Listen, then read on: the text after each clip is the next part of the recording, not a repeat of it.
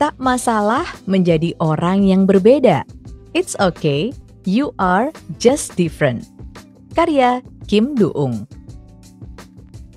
Di balik sosok hebat, terdapat ibu yang hebat. Itulah inti isi buku ini. Penulis buku ini melakukan penelitian terhadap 25 orang hebat dan mendapati bahwa ibu merekalah yang terlebih dahulu melihat keistimewaan dan keunikan sang anak dibandingkan siapapun. Para ibu itu juga dengan sabar dan antusias mengajari sang anak untuk menunjukkan kemampuannya. Dalam buku ini, kamu akan tahu kalau ternyata ibu Thomas Alva Edison membuatkan laboratorium khusus untuk anaknya bereksperimen. Lalu, ibu Nelson Mandela menanamkan kepemimpinan dan kebijakan melalui fabel hingga kisah kepahlawanan. Ada juga kisah ibunda Pablo Picasso, Albert Einstein, dan Bill Gates. Yuk, menambah inspirasi dari hubungan sang tokoh hebat dengan ibu mereka. Thomas Alva Edison dan Nancy, ibunya. Bagian pertama buku ini menceritakan kehidupan penemu besar Thomas Alva Edison dan ibunya. Lahir dan besar di daerah Ohio, Amerika Serikat, Edison kecil memiliki rasa ingin tahu yang besar, sehingga dia dicemooh oleh teman-temannya. Dia bahkan dikeluarkan dari sekolah. Ibu Edison, Nancy, sempat berdebat dengan guru Edison di sekolah yang menyebut anaknya bermasalah dengan isi kepalanya karena terlalu kritis dan terlalu banyak bertanya. Namun, Nancy justru memiliki keyakinan bahwa Edison istimewa, bahkan mungkin sangat jenius. Demi sang anak, Ibunda Edison membuatkan laboratorium di ruang bawah tanah rumah mereka. Nancy menyiapkan botol-botol dan alat-alat percobaan, sehingga Edison bisa melakukan percobaan kapan saja. Dan benar saja, banyak penemuan Edison lahir dari laboratorium ini. Keberuntungan Edison datang pada usia 12 tahun. Tuhan menakdirkannya menyelamatkan anak kepala stasiun kereta api dari potensi kecelakaan. Sebagai bentuk terima kasih, kepala stasiun mengajari Edison teknik telegraf. Karena sudah menguasai simbol dan teknik telegraf, Edison pun diterima bekerja di Western Union di Kentucky. Beberapa waktu kemudian, dia dipindah ke Western Union Boston. Karena sibuk melakukan percobaan dan sering tidak masuk, Edison pun diberhentikan. Meski begitu, berkat percobaan yang ia lakukan, Edison akhirnya menemukan fonograf. Edison pun mendapatkan paten pertamanya. Fonograf digunakan sebagai perekam suara pemilih, hingga akhirnya alat itu tidak digunakan lagi. Hak paten pertamanya membuat semangat Edison meletup-letup untuk membuat penemuan lagi. Penemuan keduanya adalah indikator saham. Indikator ini pun terjual dengan harga tinggi di pasar saham Wall Street. Dengan uang hasil penjualan itu, ia mendirikan sebuah pabrik di New Jersey. Dengan adanya pabrik tersebut, Edison makin bersemangat melakukan percobaan. Setelah melalui banyak kegagalan dan keberhasilan, Edison akhirnya melahirkan lebih dari 1.000 penemuan luar biasa.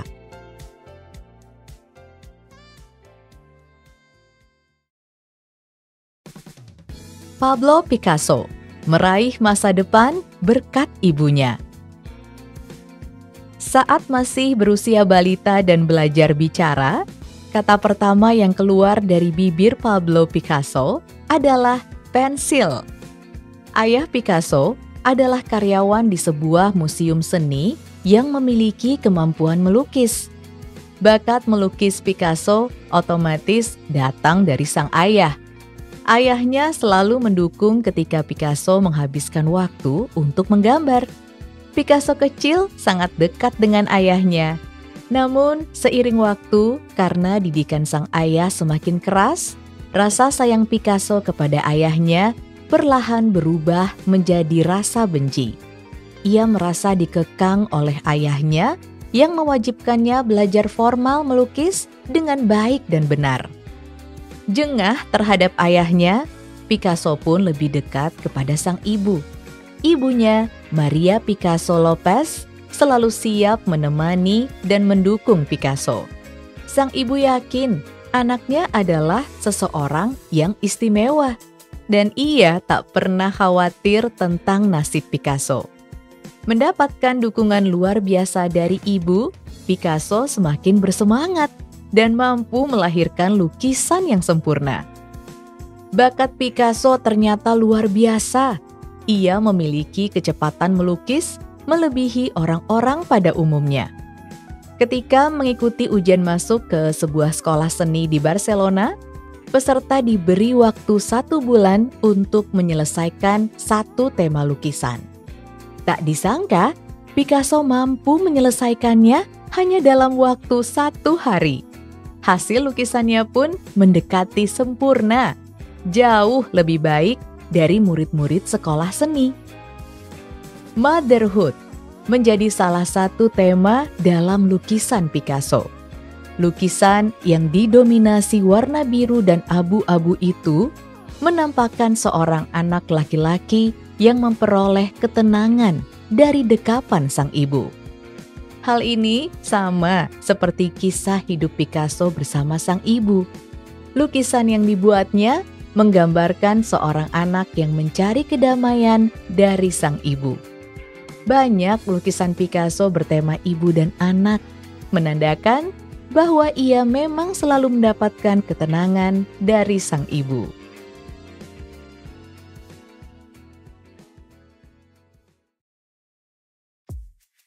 Albert Einstein dan ibunya yang percaya kemampuannya. Einstein kecil dianggap bocah gagal oleh banyak orang. Ia terlambat bicara dan pada usia 4 tahun baru bisa mengucapkan kata pertama. Pada usia 5 tahun, Einstein pernah mengalami sakit keras yang membuatnya hanya bisa berbaring di tempat tidur. Ia pun selalu menduduki ranking terbawah di sekolah dasar. Pokoknya, ia dianggap tidak akan sukses. Namun, ibunda Einstein yang bernama Pauline selalu menanamkan keberanian dan meyakinkan bahwa Einstein memiliki kejeniusan. Semangat Einstein pun meledak-ledak hingga akhirnya Einstein bisa menjadi ahli fisika hebat. Einstein dikenal memiliki otak terhebat pada abad ke-20. Ia mempresentasikan teori relativitas khusus pada usia 26 tahun dalam sidang disertasi atau program doktoral. Disertasi yang mengubah sejarah ilmu fisika dan filsafat dunia ini dia kerjakan hanya dalam waktu 8 minggu. Pada usia 37 tahun, Einstein mempresentasikan teori relativitas umum yang membuatnya meraih penghargaan Nobel di bidang fisika, serta menjadikannya ahli fisika ternama dunia. Ibu Einstein menyadari bahwa keistimewaan anaknya berasal dari rasa ingin tahu yang sangat besar. Einstein memiliki karakter yang tidak akan puas jika belum mendapatkan hasil dari sesuatu yang sedang ia cari tahu. Ibu Einstein adalah ibu yang sangat memahami pribadi anaknya. Meskipun Einstein tidak dapat belajar dengan baik dan tidak merasa cocok dengan teman-temannya, ibunya percaya bahwa sang anak memiliki sesuatu yang istimewa. Sang ibu selalu meyakini jika sesuatu yang istimewa tersebut dikembangkan, anaknya pasti akan menjadi orang yang hebat. Setelah Einstein menikah pada usia 24 tahun, ayahnya wafat. Saat itu, Einstein bekerja di Patent Bureau. Walaupun gajinya tidak seberapa, ia ingin membantu ibunya. Einstein segera menghubungi ibunya untuk tinggal bersamanya. Tetapi sang ibu berkata bahwa ia tak ingin menghambat proses belajar anaknya. Lalu, ibunya tinggal di rumah seorang saudara dan mulai bekerja sebagai seorang pelayan. Terinspirasi dari ibunya, Einstein selalu berkata kepada para pembelajar muda, "Jangan memilih jalan yang mudah." Ia teringat perjuangan ibunya yang bahkan dalam keadaan sulit pun tetap dengan riang berusaha membantu dirinya dan orang lain.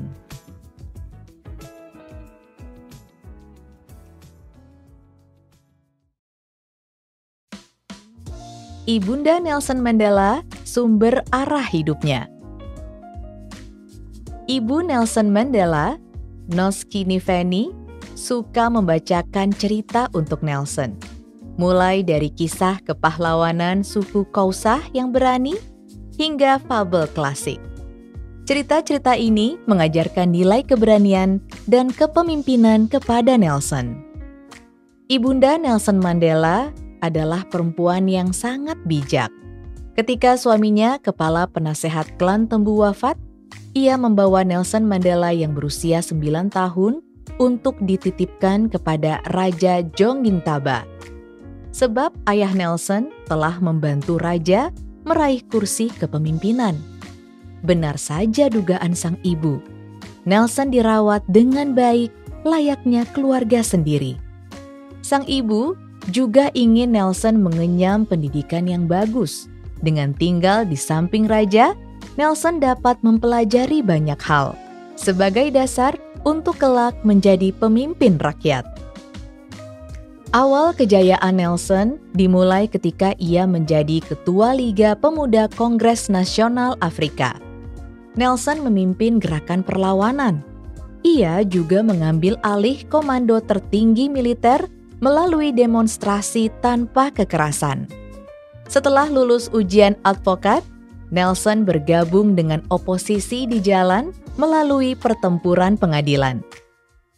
Pada 1955, Kongres Nasional Afrika membuka Kongres Rakyat, dan di sana tergabung 300 orang lebih untuk mencanangkan Piagam Kebebasan. Piagam ini pada dasarnya berisi penentangan terhadap diskriminasi ras dan penegakan demokrasi rakyat menjadi Magna Carta, gerakan kulit hitam. Namun, gerakan perlawanan ini tentu saja mendapatkan banyak kendala dan kecaman. Nelson Mandela berulang kali dijebloskan ke penjara. Suatu hari, Nelson berkeliling Afrika untuk mencari dukungan angkatan bersenjata di berbagai negara. Nelson pun mendapatkannya dan bisa membentuk militer yang kuat. Namun, ia tertangkap dan dipenjara seumur hidup. Pada 1980, muncul gerakan di seluruh dunia yang menuntut pembebasan Nelson Mandela. Setelah berbagai perjuangan panjang dan melalui tangan Presiden de Klerk, Nelson Mandela dibebaskan pada 1990. Nelson makin menebarkan perjuangan untuk mengakhiri diskriminasi ras. Berbekal inspirasi dari sang ibu, menebar cinta kasih dan perdamaian. Aktif di gerakan perdamaian dan anti-rasisme dan selalu bergandengan tangan dengan Presiden de Klerk, Nelson bersama de Klerk mendapatkan penghargaan Nobel Perdamaian pada 1993. Pada 1994, Nelson Mandela terpilih menjadi Presiden Afrika Selatan kulit hitam pertama dalam sejarah. Karena aktif menyebar pesan damai, anti-diskriminasi, dan anti-kekerasan ke seluruh dunia, Nelson Mandela pun dikenal sebagai pemimpin besar dan hebat yang selalu dikenang dunia. Semua itu berkat kegigihan perjuangan, pesan, dan cerita dari sang ibu.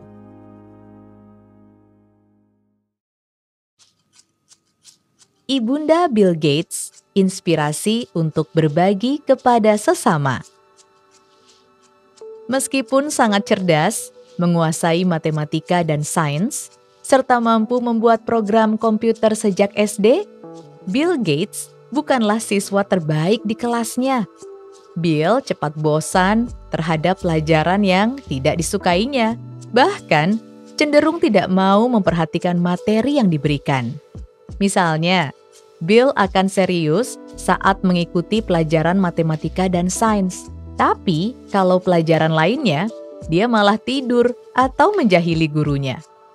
Awalnya, ibu Bill Gates, Mary Maxwell, marah dan mencoba menasihatinya. Ibunya meminta tolong seorang psikolog mengobservasi putranya. Namun, kata sang psikolog, jangan pernah memaksa anak ini melakukan apapun. Setelah itu, ibu Bill Gates sadar dan mencoba mengubah pola didiknya. Sang anak boleh berpikir, memutuskan, dan mengatur dirinya sendiri. Bill Gates tidak lagi dipaksa melakukan hal yang tidak disukainya. Oleh sang ibu, Bill Gates diberi kebebasan melakukan apapun yang disukainya. Bill Gates menunjukkan bahwa ia dapat berkonsentrasi penuh terhadap hal yang disukainya. Saat membaca buku yang disukai, Bill Gates terlihat khusyuk dan sangat menikmatinya. Ia dapat menghafalkan apa saja dengan sempurna karena kemampuan berkonsentrasinya yang tinggi. Selain itu, sang ibu juga menekankan kepada Bill Gates kecil untuk bertanggung jawab terhadap segala hal yang dilakukannya. Sedari kecil, Bill Gates dididik oleh sang ibu untuk boleh melakukan apapun yang diinginkan, asalkan bertanggung jawab. Cerita yang cukup terkenal mengenai ibu Bill Gates adalah ketika dia mengambil resiko menyumbangkan beberapa unit komputer ke sekolah Bill Gates. Salah satu tujuannya agar Bill bisa menggunakan salah satu komputer itu untuk mengerjakan berbagai hal dan berkreasi. Ibu Bill memberi kebebasan yang bertanggung jawab kepada anaknya. Dengan dukungan untuk melakukan yang disukainya, kemampuan Bill berkembang sangat pesat. Karena prestasinya di sekolah itulah, Bill bisa diterima di Universitas Harvard. Di Harvard, bersama seniornya Paul Allen, Bill mengembangkan basic program komputer berukuran kecil. Namun, karena kesibukannya, Bill pun drop out dari Harvard. Beberapa saat kemudian, ia mendirikan Microsoft di Albuquerque, Meksiko. Ia meramalkan komputer pada masa depan akan menjadi barang penting di rumah, kantor, dan sekolah, sehingga ia berusaha mengembangkan perangkat lunak. Didikan ibu yang menekankan pada kontrol diri dan tanggung jawab, menjadikan Bill Gates seorang pengusaha teknologi informasi yang jenius. Pada 1995, Bill Gates menciptakan program komputer Windows 95. Dalam waktu 4 hari saja, Windows 95 terjual hingga 1 juta kopi di seluruh dunia.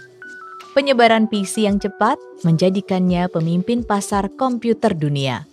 Majalah Forbes menempatkannya sebagai orang terkaya di dunia selama 13 tahun berturut-turut.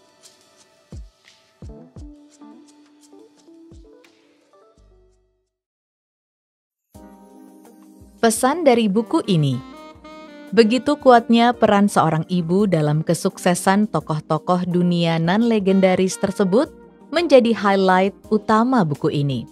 Selain kelima tokoh tadi, kita juga bisa membaca peran ibu di balik kisah hidup tokoh besar lain, seperti Mahatma Gandhi, Ibu Putlibai, Bunda Teresa, Ibu Drana Boyachiu, Beethoven, Ibu Magdalena, Nietzsche, Ibu Francisca, dan masih banyak lagi.